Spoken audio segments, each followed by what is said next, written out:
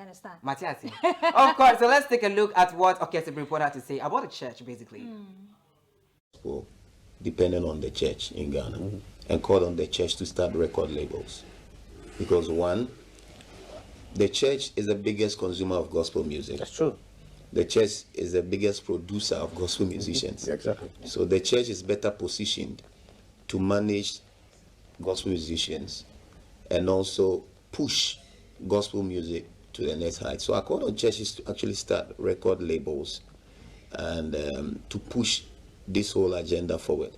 Because I saw like people have done things on their own. Kwesi sitting here has broken barriers and broken his bank to be able to break barriers. You know, but we've pushed to the point where we need to have structures, labels. So where are the labels now? Where are the church-funded labels? We woke up to say ICGC started a label called Altar Music. Beautiful.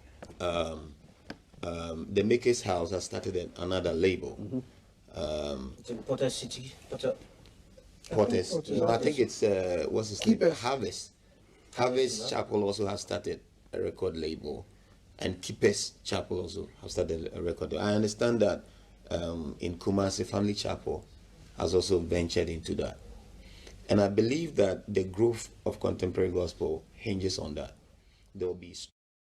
This conversation was on GTV's Breakfast Show with Kafui Day being the host. And Shaban, do you believe in what he's saying that the church produces more gospel musicians? I believe in that because even when your pastor notices that you are able to sing, exactly, they put you on the spot to sing. I think I watched a video where this guy was just put on the spot. I think his pastor caught him, like on his status, he was just praising God, and his pastor called him and said, okay, sing for us. And he did it. And even if you can relate to most of these artists, if you have to look at their storylines, you can tell that they all started their music from the church. Exactly. We have a lot of them. Even Enobar, when he was not doing like secular, she is a pastor's daughter, but she started from the church before she got there, alongside other people. So for me, I feel like what he's saying exactly what it is. But the same way, if we are started from the church and we are looking forward to making the church bigger, is the church actually supporting their artists? Like they